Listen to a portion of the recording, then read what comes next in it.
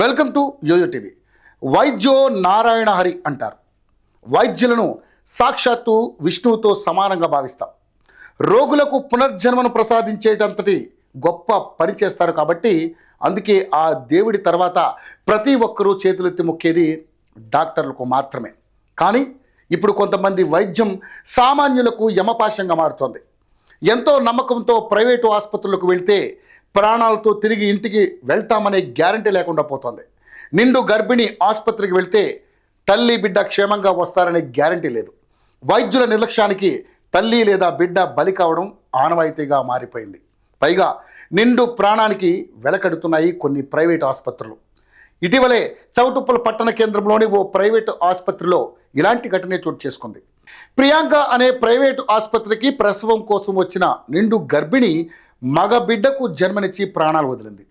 ఈ ఘటన సోమవారం చోటు చేసుకోగా మంగళవారం ఆలస్యంగా వెలుగులోకి వచ్చింది.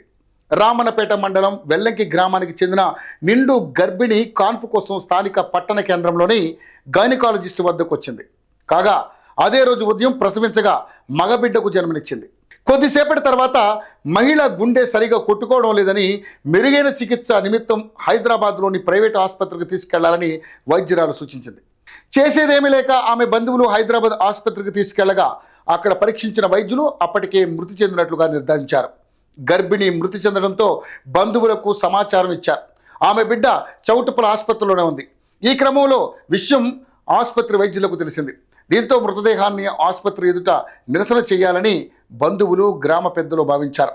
వెంటనే విషయం తెలుసుకున్న ఆసుపత్రి నిర్వాహకులు స్థానిక అధికార పార్టీ, మున్సిపాలిటీ ముఖ్య నాయకులను కలిశారు.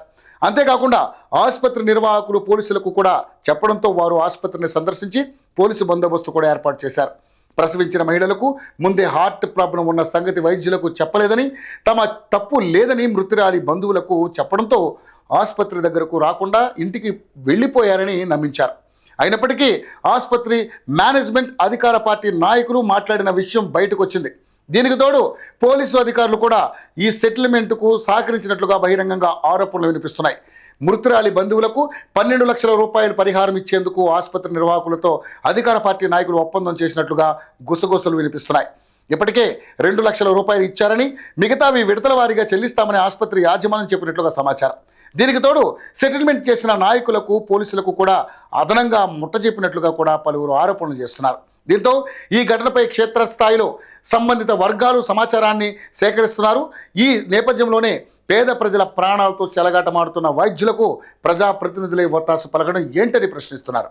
ఇలాంటి పాపాలు పోవాలనే పలు ఆసుపత్రులు అన్నదానాలు, ఆలయ ఉత్సవ కమిటీకి విరాళాలు వంటివి ఇచ్చి ప్రజాప్రతినిధులను ఆకట్టుకుంటున్నారు. ప్రజల ప్రాణాలతో చెలగాటమాడుతున్న ఇలాంటి వైద్యుల లైసెన్సులను వెంటనే రద్దు చేసి కఠినంగా శిక్షించాలని ప్రజలు కోరుకుంటున్నారు.